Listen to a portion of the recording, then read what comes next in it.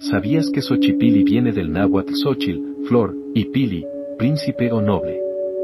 El príncipe de las flores, la alegría, la música, la poesía y el placer, asociado con la fertilidad y la belleza, las flores y la encarnación del sol del crepúsculo.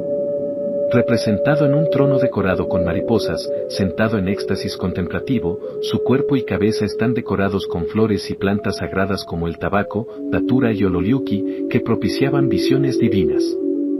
Solía estar pintada completamente de rojo, tenía una base blanca y puntos ocres, además de sostener en sus manos un chimali, escudo, y un yoloto pili, bastón ceremonial con un corazón ensartado. Asimismo, en su pecho lucía discos de obsidiana y en sus ojos brillaban turquesas o corales y las flores de su trono relucían colores vívidos. Su postura sugiere un trance o éxtasis, reflejando el uso ritual de estas plantas para comunicarse con lo divino. Las flores en su cuerpo, tabaco, ololiuqui, son clave para entender el uso mesoamericano de sustancias psicotrópicas en ceremonias religiosas. Síguenos en nuestras redes si te gustó y te interesa este tipo de contenido.